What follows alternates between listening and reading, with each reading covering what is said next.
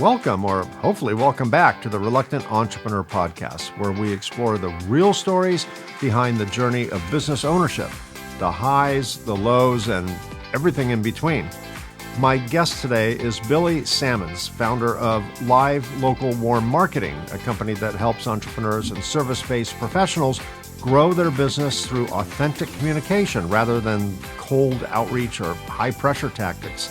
In this episode, we'll talk about Billy's entrepreneurial journey, how he built Live Local Warm Marketing, and the lessons he's learned along the way. We'll also dive into warm marketing itself, what it is, what it does, and how it differs from traditional marketing methods that often rely on cold calls, funnels, and automation. Billy teaches a human-centered approach to business growth, one that focuses on trust, service, and real relationships. His mission is simple: to help people market in a way that feels good and truly works. My conversation with Billy begins right now. Stick around.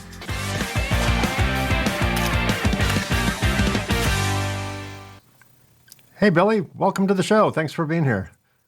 Yeah, thanks for having me. It's a nice sunny day out today. It's Friday. Let's do this thing. Let's do it. Let's do this thing.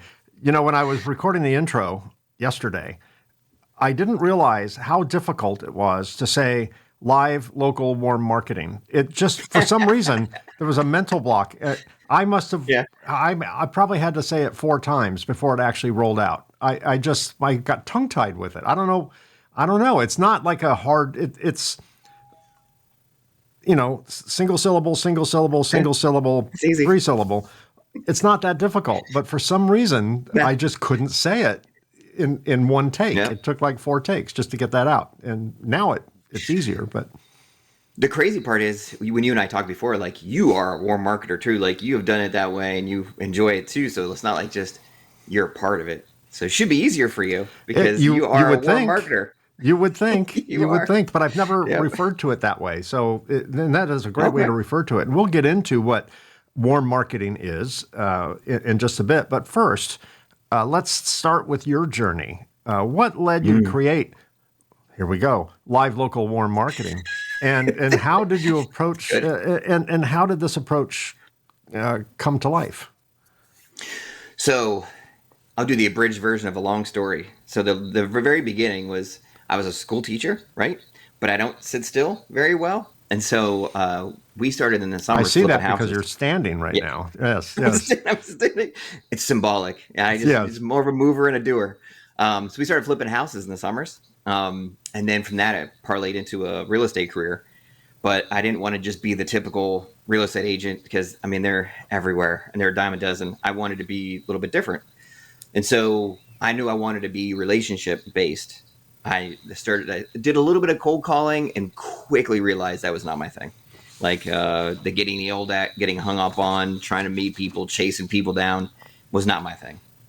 At the same time, we actually had a local brewery that just opened up. And I went in there a few times and I'm like, yeah, this place is great for our community. They had like food trucks there and they had like kids games and they had a lot of things. And I wanted to see them do well. And so I had the idea of, I'm just going to go in there and I'm going to make a video commercial for them. And I'm going to give it to my audience because I want them to know about it and go there and help them be successful. And that's how the whole thing started, really. I was just trying to get my people to know what local things were going on. I wanted, when I sold somebody a house, to give them a community feel. And so I started introducing them to all the local businesses to help them feel more at home. And that's how the whole thing started. Let's talk about the name. What inspired the name Live Local Warm Marketing? And what does it represent to you? I don't know what inspired the name specifically. I think it's just Live Local is just, I just wanted people to be locals. I don't know if there's anything specific to it. It was just something that I started just using and it just kind of caught on. Oh, I think I pronounced it wrong. I said live local. It's live local. I think it's one of those words that could go both ways. Exactly. It can do live local, live local. It could be either, I think, right? But it is live local. Levels. It is live local. Yeah, I wanted to make it more of a verb. Live local, like we're out there doing it and being active and doing things for our community. That's kind of what I had in mind. But what it means to me is being a part of your community and helping. I specifically reach out to local business owners. And that's the connections I've made through my program that I teach people, because I'm helping entrepreneurs and so forth grow their business faster. And by doing these videos, I learned that not am I only helping my audience, I'm helping the business owners. And then the business owners started incorporating their audiences, and they started becoming amazing referral partners. And it was at that point that I'm like, I think I'm onto something. It's not growing the audience.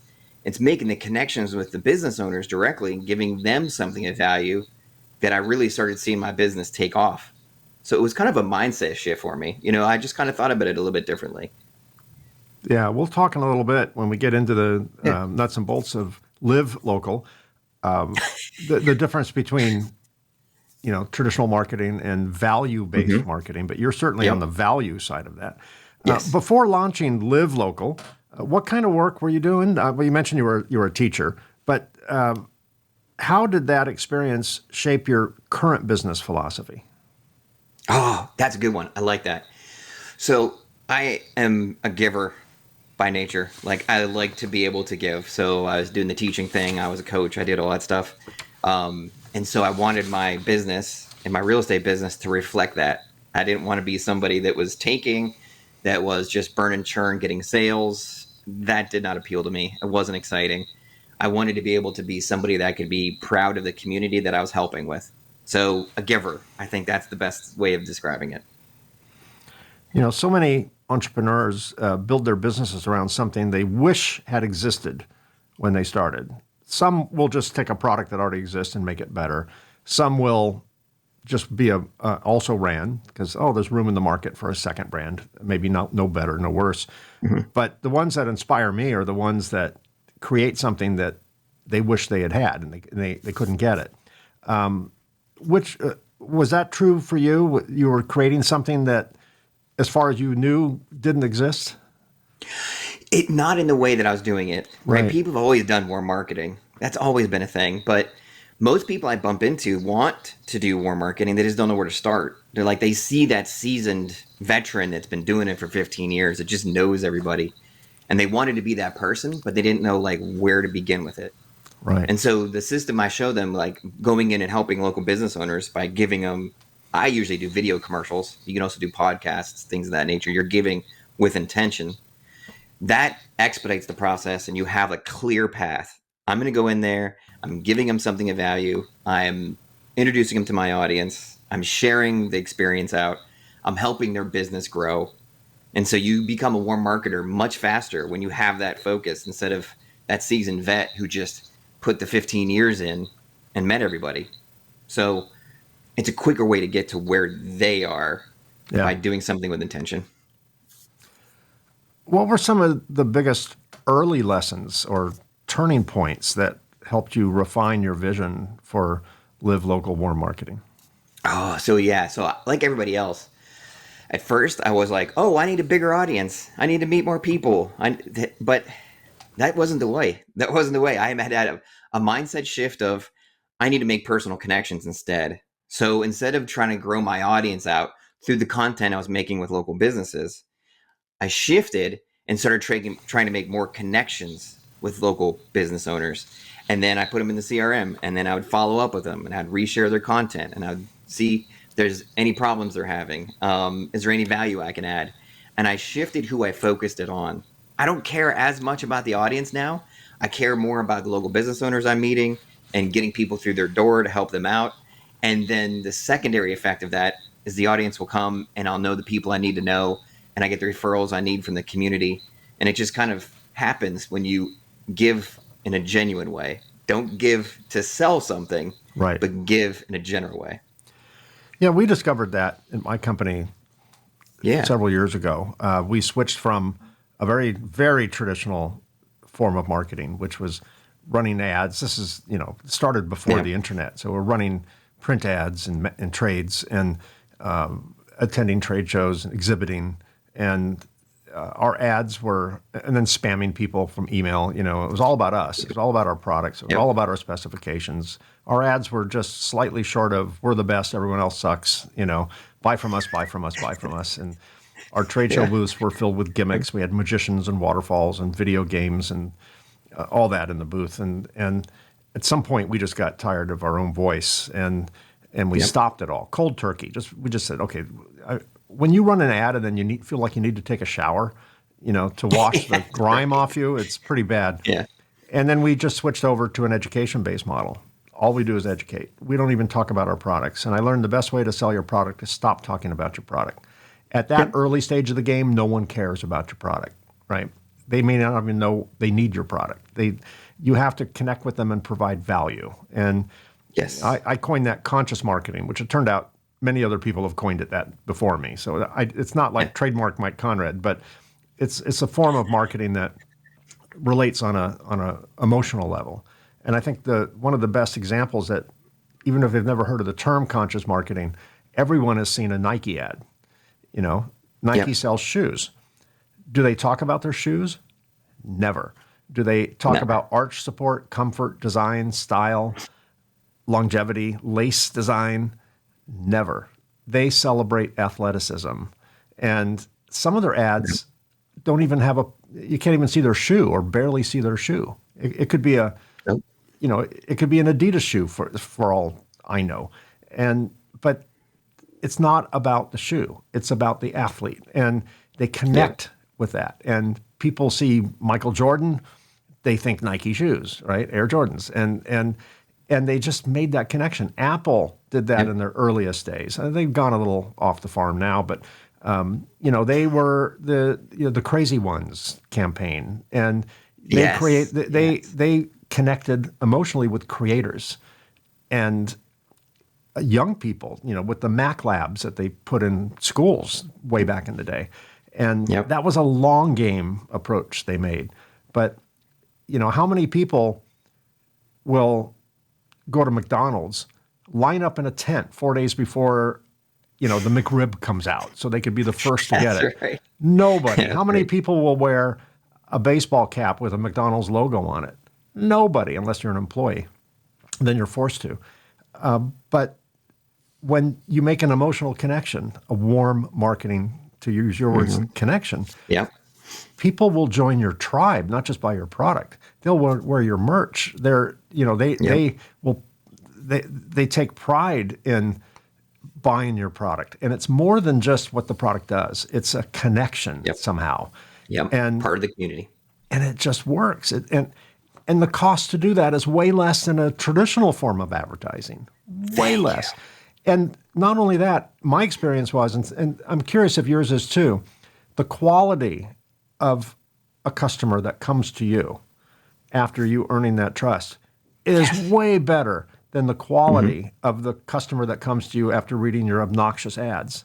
We found that we attracted very toxic customers who demanded discounts and beat us up all the time, and we build very complex equipment that requires maintenance and, care and scheduled stuff. And they would never do it. And they would blame us all the time. And we would have to do a lot of non-warranty work for free because we just wanted to keep them happy.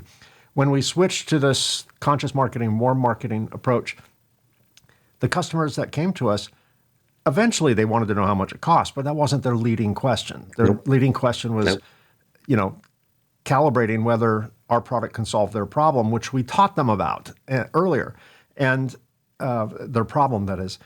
And they became more of a partner with us than it was a relational form of sale, not a transactional form of sale.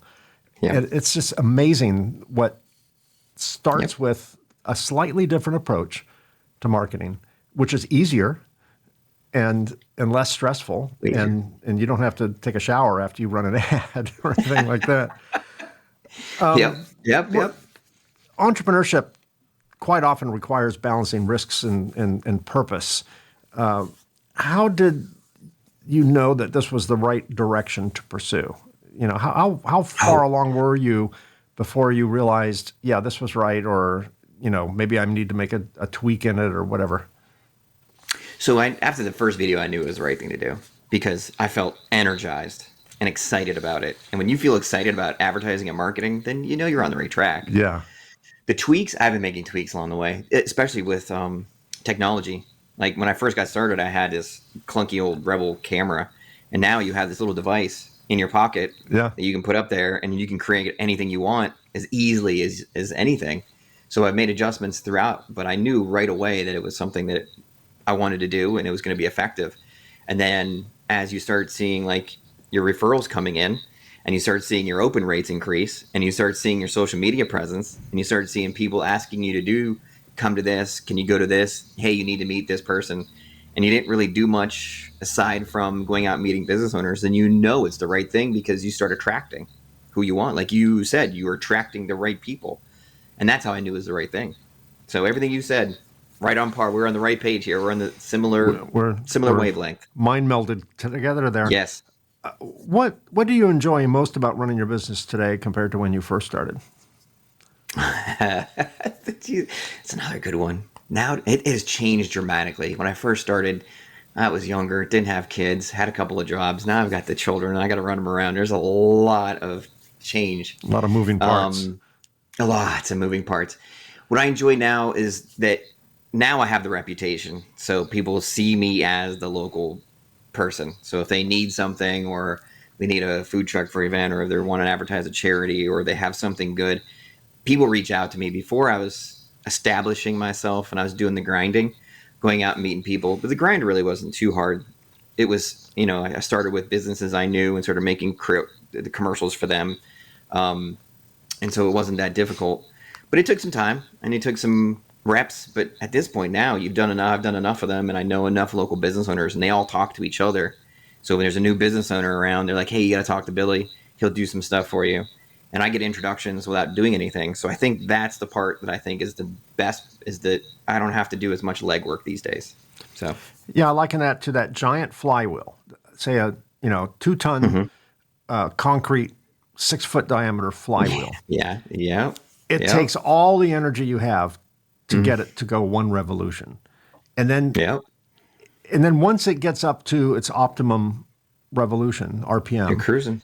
You don't have to put the same amount of energy in. You just have to exactly push it once in a while to keep that evolution. If you want to speed it up a little bit of effort, but nothing compared to going from 0 to 1 RPM, right? That just takes so much energy. But it was. Yep.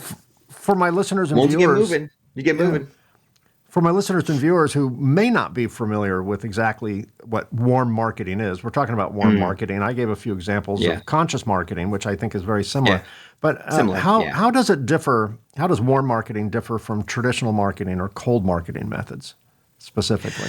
So, I haven't bought a lead in 12 years, 13 years. I don't do that anymore. So basically, warm marketing is when you get all your business from people you know, or referrals from people you know. So instead of going out and trying to track people down or hunt people down or trying to get leads or find new people, you're getting your business from people you already know. If you go out there, you've done something for Bob, and Bob's friend George comes to you and George refers you out to Rita. That's really how warm marketing works. You just get the referrals, and you're still doing the work, and you still have to impress them, and you still have to put the time and effort into it. But once you've established yourself and they know that you're trustworthy and you're going to work hard for them and you're going to do all the things, those referrals come because you already know the people and they already trust you. Why do you believe warm marketing works better for service-based entrepreneurs? That you concentrate on service-based entrepreneurs, right? Over shoe sellers or whatever the case may be. Why service-based? It can work for anybody. We'll tell you another quick story. So I just did one video for a local. A young lady has a clothing shop, a boutique, and what she did is she liked the video so much, and I got it out to my people and spread it all out. But she's like, that was really fun. I love that. So what she did is she started going to all the other business owners on the same street that her shop is on. And she went and did the same thing. She introduced herself. Hey, I'm so-and-so. I got the shop down here. Can I ask you a few questions about your business? And now she knows all 15 business owners on her street. And so if somebody comes into the restaurant or comes into whatever and they need clothing, souvenirs, clothes, things, she gets everybody. They all work together to send her people now. And so it can be B2C or B2B. It really doesn't matter. It's more of a way to get your foot in the door, to meet the people you need to meet. And then from there, having a system in place to continually staying in touch with them and adding value to their lives. That's really what it comes down to. And even though it can work for other types of companies, Yeah, you tend to gravitate towards service type companies. I do. Is that because that's who your first customers were, and Yeah. your recognition base grew within that community, or Yeah. is there a strategic reason for leaning toward the service industries? Supply and demand. They need more marketing and more people. That's really what it Yeah, comes down to. They just need more face time. And a lot of them are hustling their butts off because the service right. industry is like mostly just, well, and so like, for example, food truck people, like I have a lot of food truck videos because those guys and women, they hustle their butts off. They're out there like getting a product and setting up times. And so they don't really have a lot of time to market. So a lot of them reach out to me about making a couple of videos and doing things for them because of the hustle. And I think that's just the service industry In theme general, that yeah, they're I out think you're there, they're right. hustling their butts off. Yeah, you're Yeah, right. that's really why. Probably most of your customers are actually doing the service work, right? Yes, they As are. opposed to a Yes. factory that imports shoes Yeah. from China or Vietnam or That's wherever, right. That's where they're absolutely sitting true. in an office. Yeah, that makes a lot of Yeah. sense. And by the way, I'm a huge fan of food trucks. I love food trucks. Oh my gosh, I just did one. The dude had a poke bowl. Oh man, it was so delicious. Well, food trucks have come such a long way. When I was young, when I Yes. was starting my business, we had a food truck that would come in, and of course, we would refer to it as the roach coach, right? They were roach coaches. That's just what we called them, and they sold, Nice. corn dogs and breakfast burritos, and maybe burgers and fries. But it was all the food that would eventually kill you, and all the food trucks were the same. They all had the same selection of, Yeah. you know, taquitos and things, anything that you Man. could fry. Now, these food trucks are gourmet, and they're putting Oh my a gosh. few $100,000 into a truck, Yeah. and they're. I know in some cities, much to the dismay of brick and mortar restaurants, they're allowed to get a permit from the city and set up, Yep. a regular venue right Yep. outside a restaurant's door, and without all Yep. the associated costs of brick and mortar and bus staff and health All the inspections, the extras. same way Yeah. that. Yeah. Different form of So health their inspection. barrier to entry is well expensive today, still considerably lower. Yeah. I mean, you spent millions Yeah. building out a restaurant, and yeah, it's a interesting business, and there's Yeah. so many food trucks.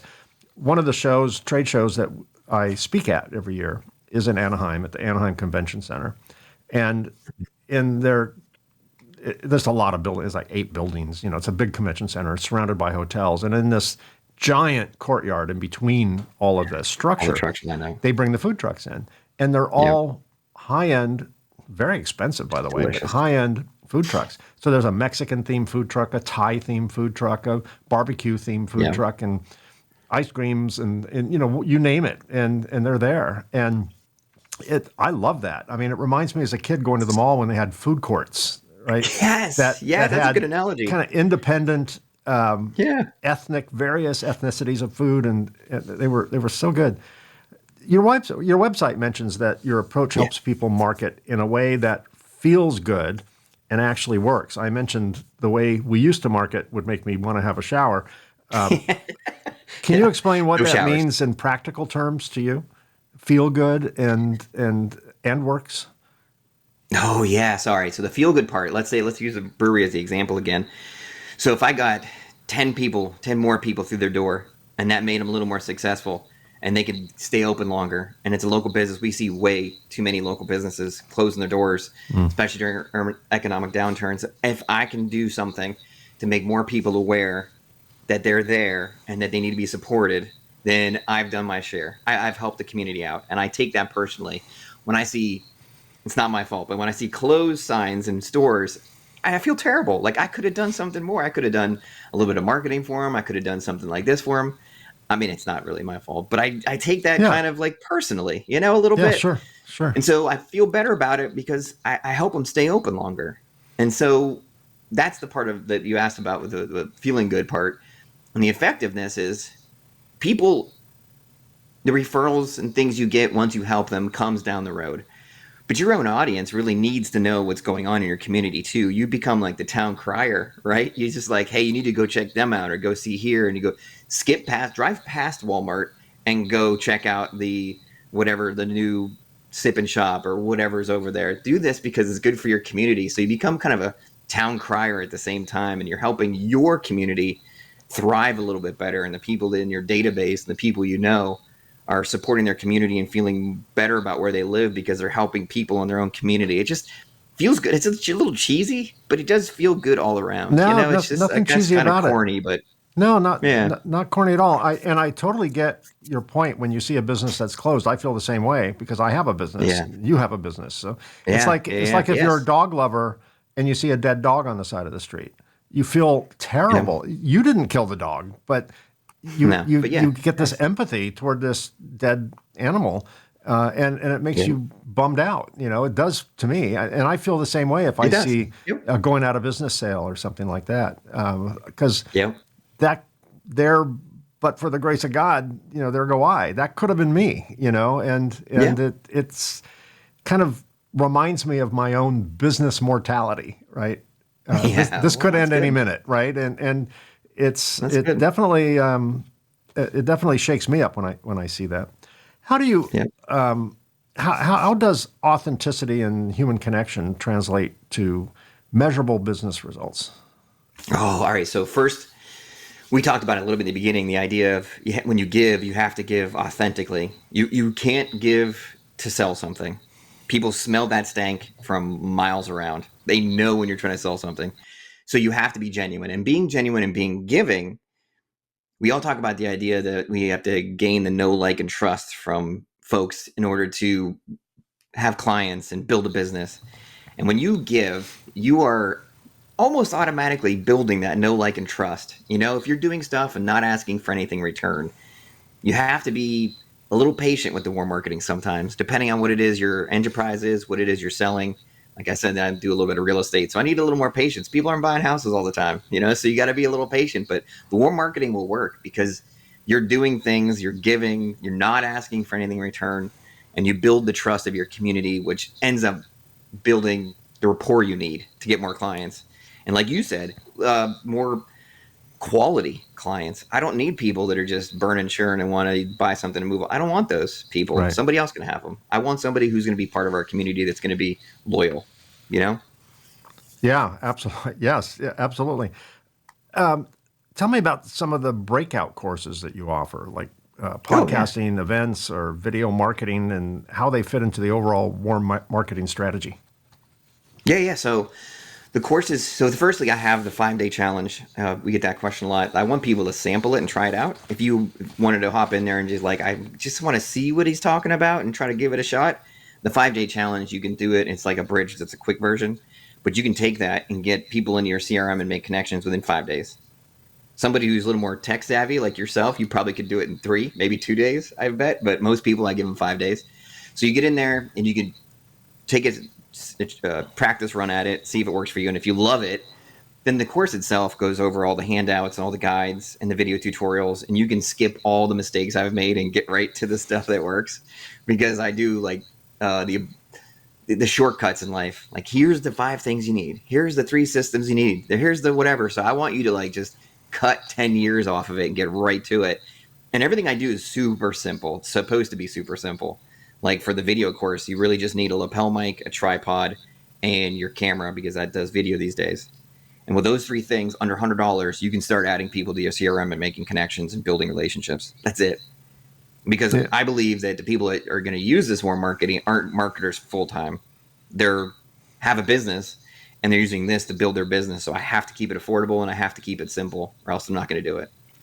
Yeah, and I think there's something to be said from an authentic standpoint when it's being filmed on their iPhone and you can hear background noise and you can see the sincerity in the eyes of the actual business owner, trying to make a connection. To me, that is even more effective than a slick Madison Avenue, Super Bowl commercial, right? That's just technically perfect. Steven Spielberg, could have made it.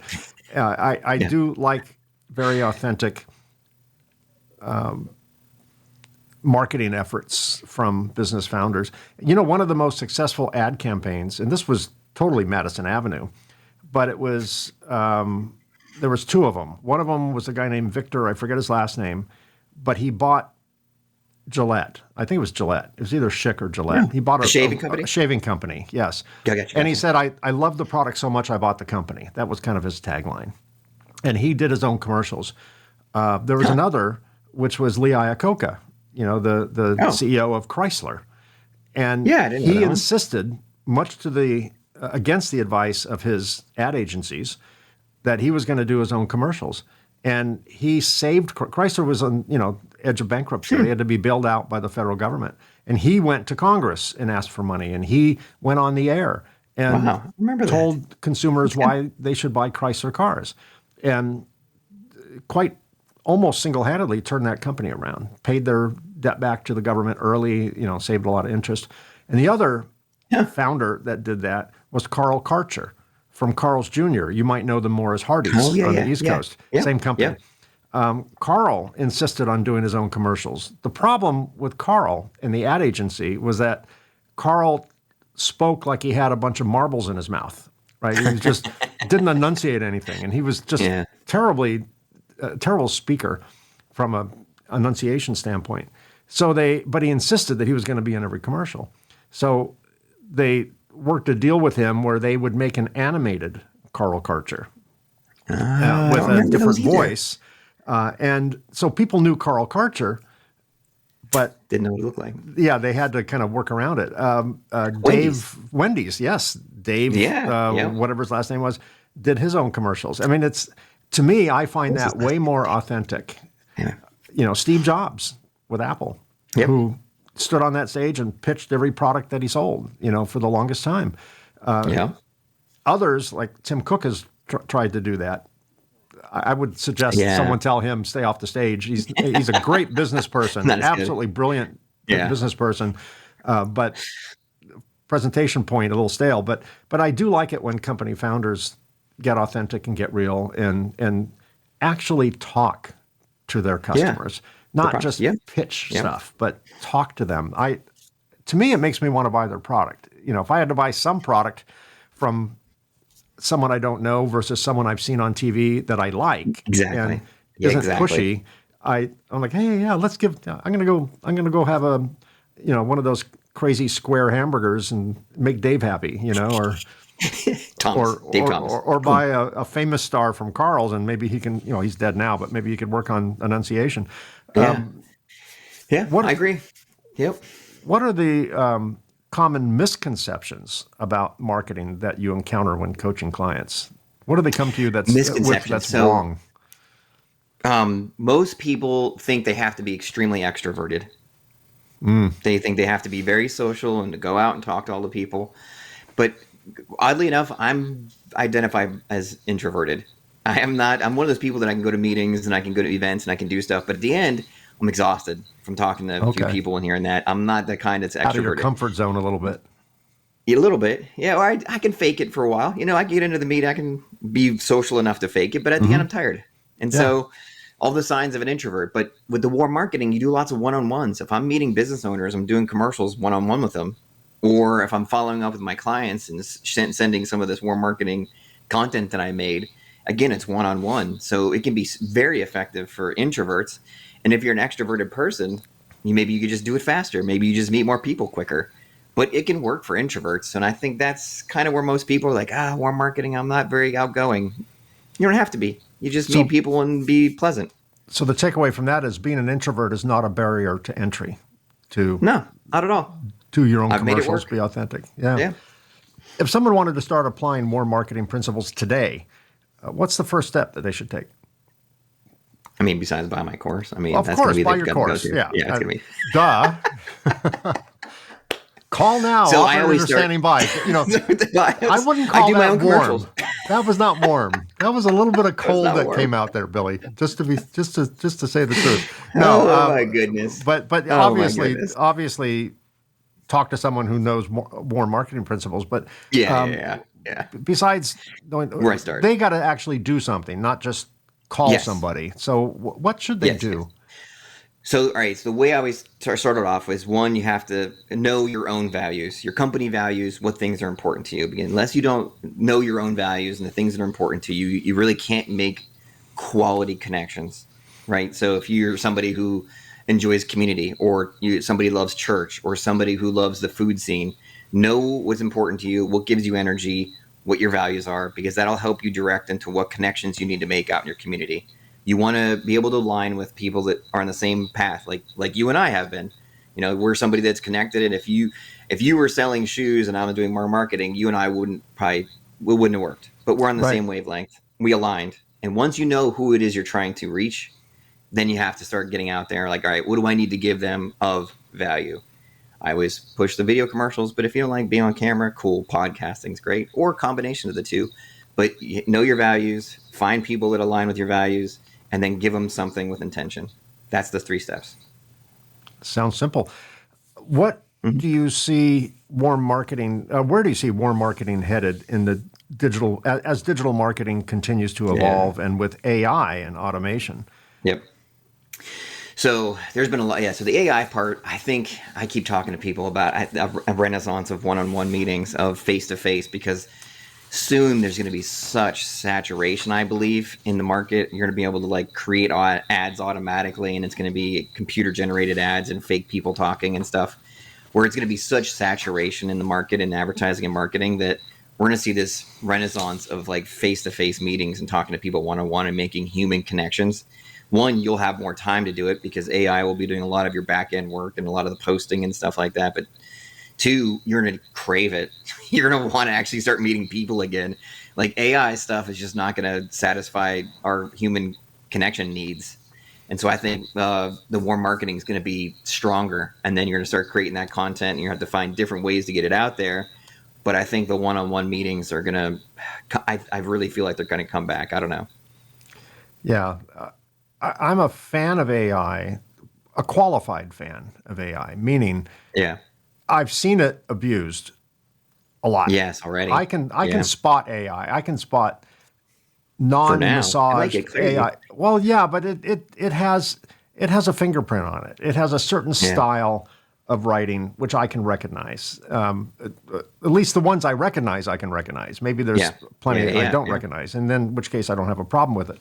But I've seen tons just within my circle, my industry, in my career. I've seen tons of LinkedIn posts that I could totally tell were ChatGPT'd or something similar, 100%. And right down to the M dashes, the long dashes, which no one on this planet uses. Maybe Shakespeare used them back in the day, but somehow I think it read too many, classic novels, and it thinks we still talk that way.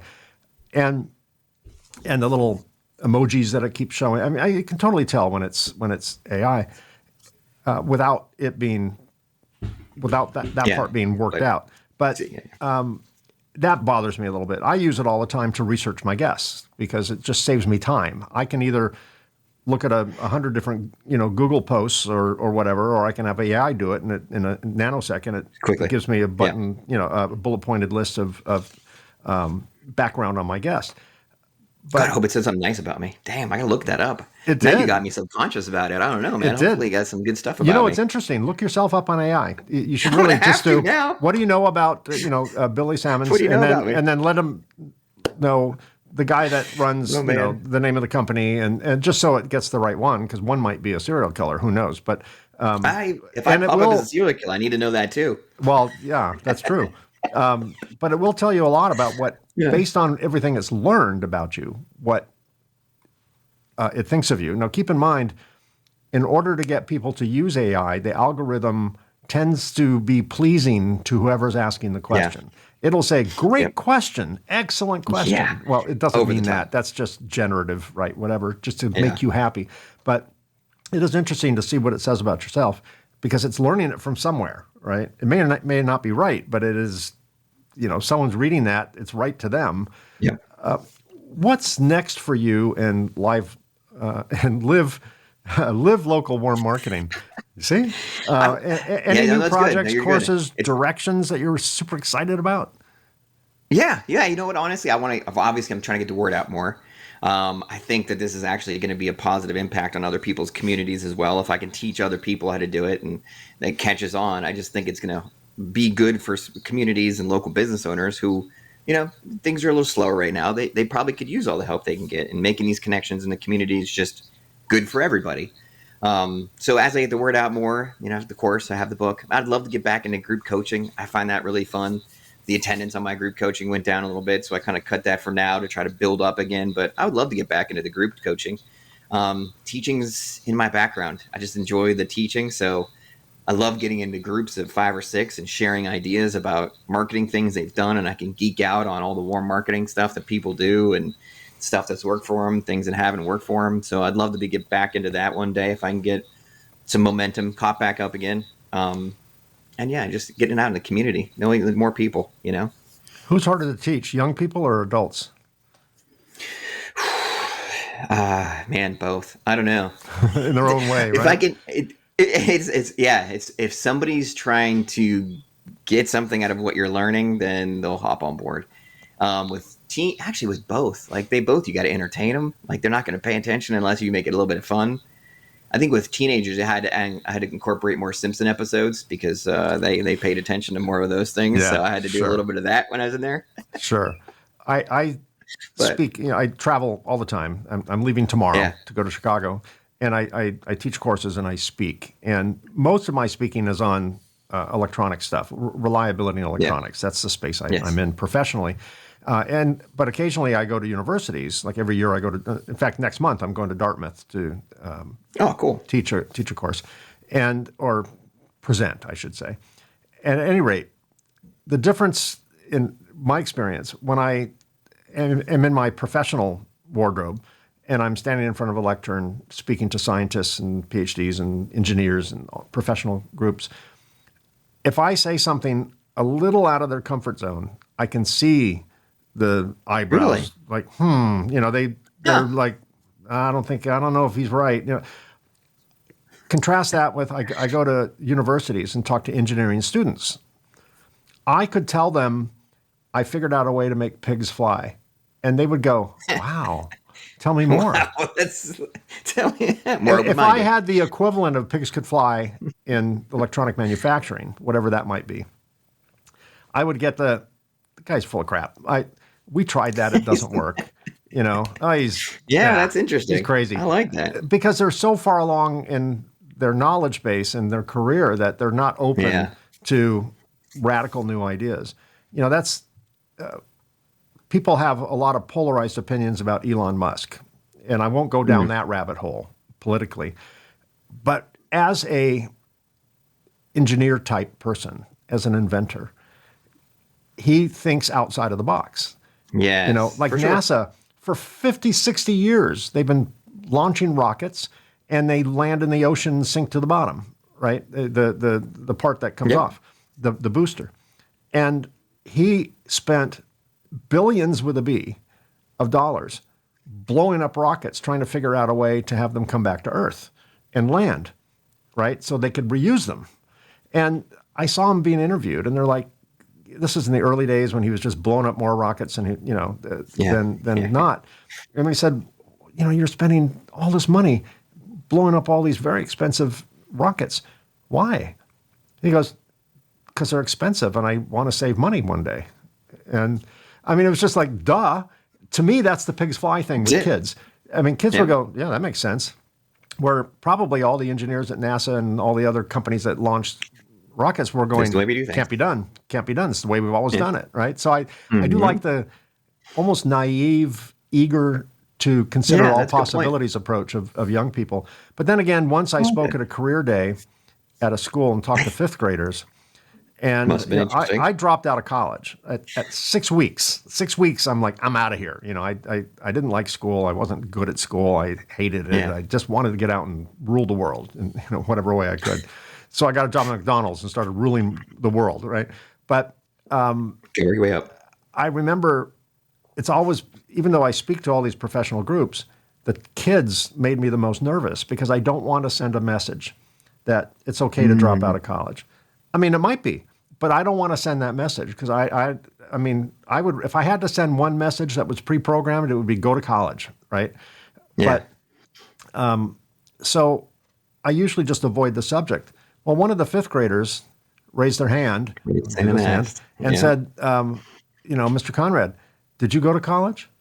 I'm like, here we go. So I'm like, you're like, Sort of.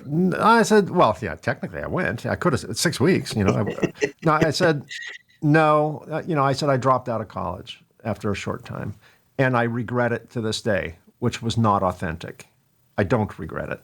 I did back in my younger days. I don't today. And he just looked at me. He didn't buy it. He goes, you can go now. It's a good answer. I just see. That's why I'd be a terrible teacher. I just wanted to slap the kid. Right? But he was right. Yeah, he was right. He outed me totally. Just this authentic, unfiltered, not caring about my feelings. That's great. Because why should he, right? And he was right. That's great. And now, when I speak to younger people, I changed my mindset. I don't shy away from that question, and I don't give a fake answer just to be PC, right? I'm like, I got lucky. It was a lot harder for me than it would be for you, but there you go. But it doesn't take away any possible, unless you want to be like a doctor or a lawyer, something that requires a specific degree, There's nothing you can't do either way. It's just, it might be a tool that you need. It might not be a tool you need. Run your own course. But if you're not sure what you want to do, go to college until you come up with a better plan. I'll say that, which I think is good advice. Yes. Last question for you, Billy, before we go. How did you define success before you started your company, and how do you define it today? Oh, thank you. That's a good one. So back in the day, when I first got started, and I was trying to, as you said, take over the world. I think your phrase was, get in there and take over the world. Yeah. It was how much was I selling? How much money was I making? Right. And that was it. I had to make enough money to get the house, to get into a family and do all the stuff. And that's how the dollar is what I used. I think now it's the connections, the people that I know. Now I can say, hey, I know that person. I know that person. I know this person. He's a good friend. He's a good guy. He's a good lady. And I think the connections and the community that we've built, and it's an asterisk by that, because knowing all the people, the money's going to be there. I don't have to worry about that element as much as I did when I was 15 years ago. So I define it, but I think that's the natural progression of it too.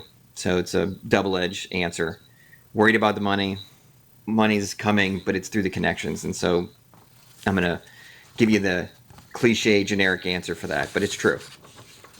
Well, that's great. I've never had, this is episode number 37 in this new podcast, and the 36 entrepreneurs before you all had different answers in terms of how they define success before and how they define it today.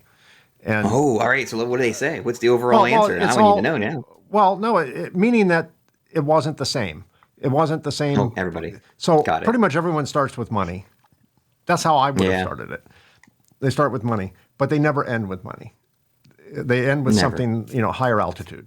So mine would be, if you ask me that question, mine would be freedom, which is a little bit of a cheat answer, because freedom, depending what you mean by freedom, it might require some degree of, monetary success, right?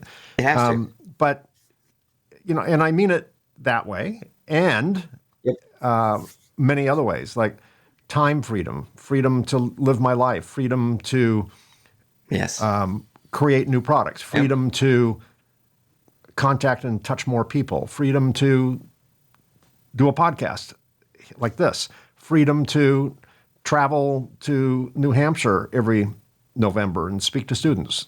And to me, that is success, right? And yes, it is time.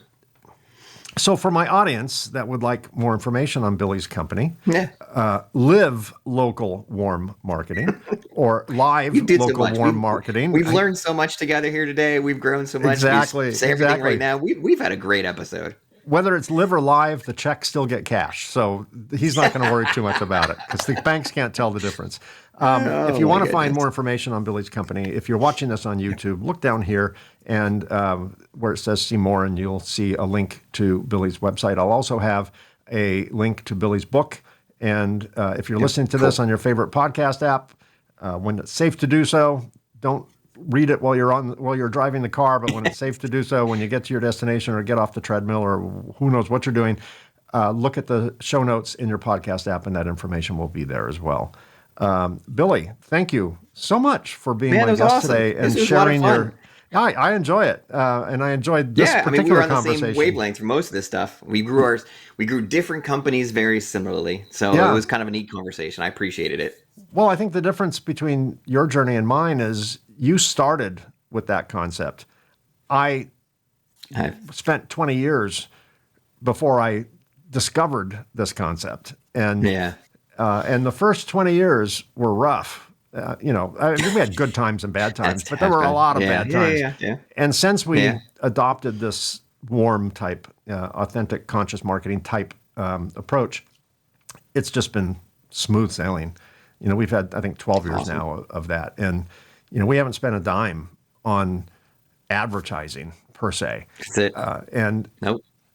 some people will ask me, that just sounds a little too nirvana. It sounds a little bit too Pollyannish. Oh, you put your work in. Okay. You've already Yeah. put the legwork in.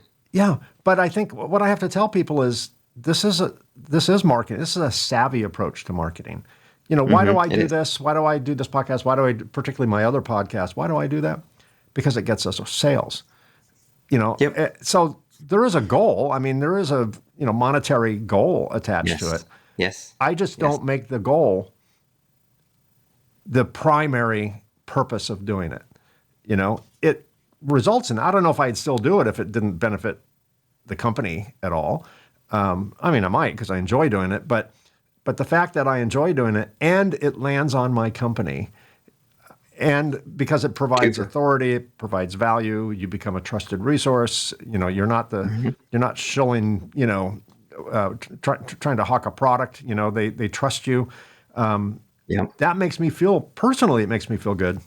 But it also, at the end of the day, it's a savvy approach to doing business because it works better So much than the easier. alternative. And it's easier. And it's does. cheaper. Yep. And I mean, it's win, win, win, win.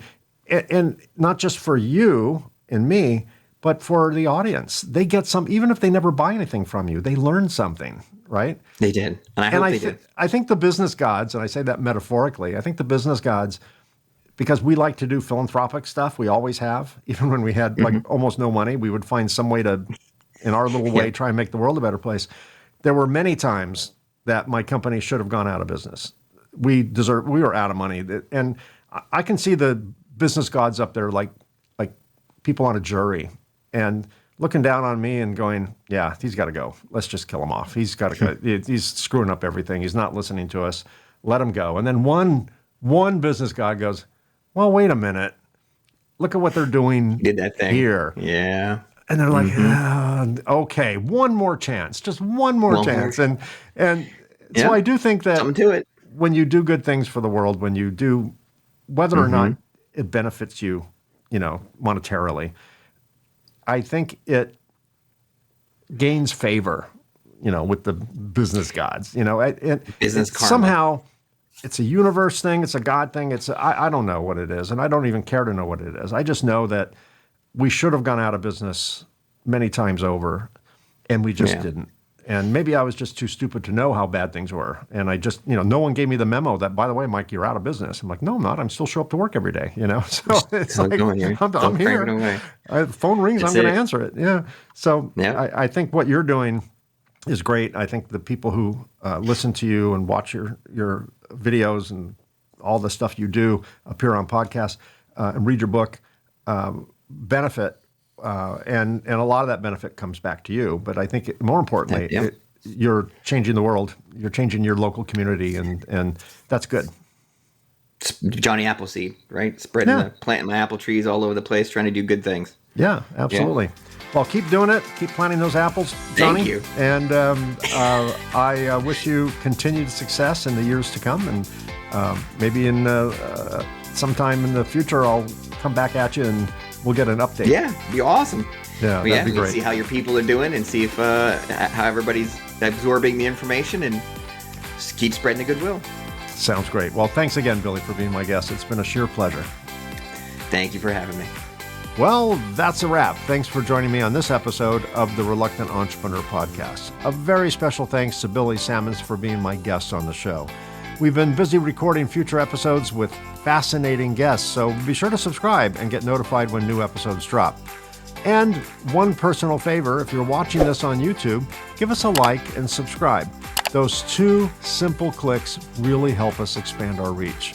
If you're an entrepreneur or know someone who would make a great guest, I'd love to hear from you. Visit reluctantentrepreneur.podcast.com to apply or recommend a guest. You can also reach me directly at mike@reluctantentrepreneur.podcast.com. And a very quick shameless plug, if you're interested in my book, The Reluctant Entrepreneur, Anatomy of a Business Startup from Uncertainty to Unstoppable. It's available in paperback and Kindle on Amazon and as an audiobook on both Audible and Amazon. Well, that's enough of the shameless plugs. Thanks again for listening or watching. Until next time, be unstoppable.